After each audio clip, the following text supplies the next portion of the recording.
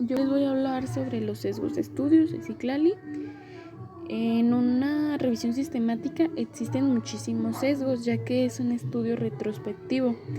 Es decir, que es un tipo de estudio longitudinal que se analiza en el presente, pero con datos del pasado, o con estudios, en este caso, pues que fueron publicados anteriormente.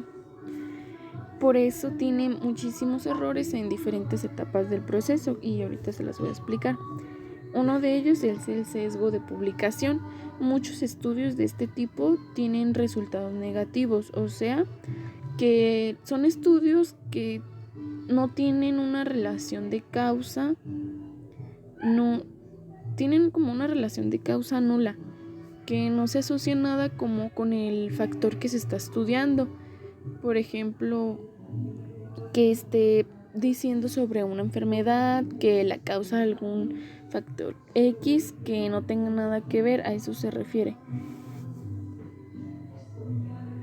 El siguiente tipo de sesgo es sesgo de idioma.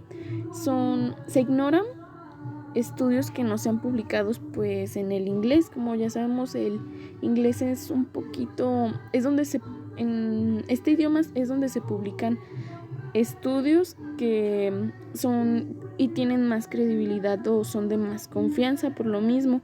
Entonces son estudios como en el español, en el portugués, son a menudo rechazados por este tipo de sesgo que puede ocurrir.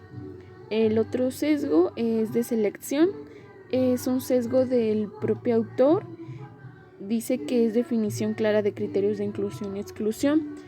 Es cuando el autor agrega como criterios agrega estudios que no tienen nada que ver con lo que se quiere investigar o el objetivo, que es recopilar datos de cierto tema, y termina añadiendo cosas que no tienen nada que ver.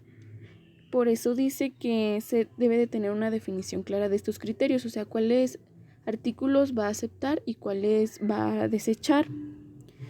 El siguiente es heterogeneidad. Son investigaciones con características diferentes, es decir, como les mencionaba anteriormente, que no tengan nada que ver con el estudio, o que sean diferentes, pues que no tengan como la población que se quiere estudiar o los términos que se quieren conocer. Y cabe mencionar que lo que es el sesgo de publicación, el sesgo de idioma, el sesgo heterogeneidad, son tipos de sesgos que son en la selección de los artículos que se van a recopilar. En este caso, el sesgo de selección, como ya les venía diciendo, es propio del autor, o sea que él puede tener ese tipo de error, y los demás son en la hora de seleccionar. Dice que la revisión sistemática con metaanálisis incluye componentes subjetivos, lo que puede llevar a mucha discrepancia. A continuación se los voy a explicar en la siguiente diapositiva. La evaluación de riesgo en el sesgo. Cuando se va a evaluar una publicación de este tipo, se evalúan normalmente por 2 evaluadores, son más, pero pues lo regular son 2, en el que ellos van a decir si el riesgo es alto, bajo o dudoso, o riesgo no claro para los artículos que se están investigando. Y dice, utilizan este tipo de tablita, aquí se puede ver,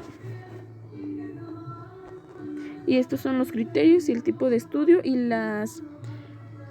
como los de estos que le marcan en si es de alto, bajo o de dudoso riesgo. Y en esta evaluación también pueden existir cierto tipo de errores. El primero es de detección.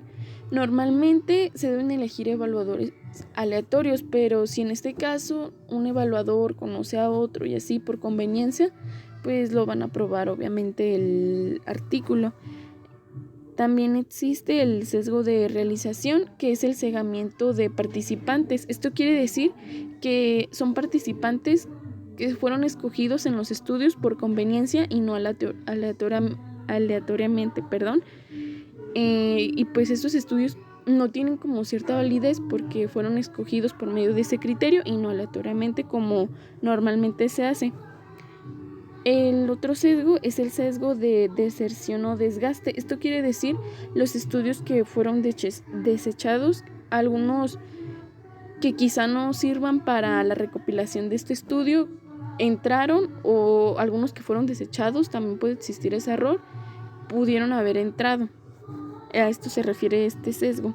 Y el sesgo de reporte, que quiere decir que pues que ciertos criterios sean correctos y que las conclusiones estén asociadas con el factor, que no sea más bien, como les decía, por conveniencia o cegamiento de los mismos autores, que sí tengan relación los resultados con la conclusión que llegaron. Y pues las diferencias con otros estudios, en este caso yo elegí estudios con la misma categoría, pero que tienen como revisión, pero se pueden, como ya los mencionaba Ronaldo, se pueden pues diferenciar como revisión narrativa, revisión cuantitativa y revisión cualitativa o metaanálisis. La narrativa normalmente se suele resolver con enciclopedias o libros. Se utiliza este tipo de recursos, es la menos exhaustiva de las revisiones que se conoce. Este tipo de estudio lo hace un experto y tiene como característica este estudio que es sin métodos, o sea, no lo describe los métodos que utilizaron para la recopilación de estos estudios. Y como un ejemplo puede ser, no sé, la diabetes y su fisiopatología. O sea, son como más concretos y son con estudios menos exhaustivos. La revisión cuantitativa, que es descriptiva, pero que no tiene análisis, que es una gran diferencia de estos dos. Y la revisión cualitativa, que es como una revisión descriptiva, pero tiene la diferencia que es con un estimador puntual, es decir, que es como un analizador más exacto y no se queda solo en la descripción, sino que también analiza los datos.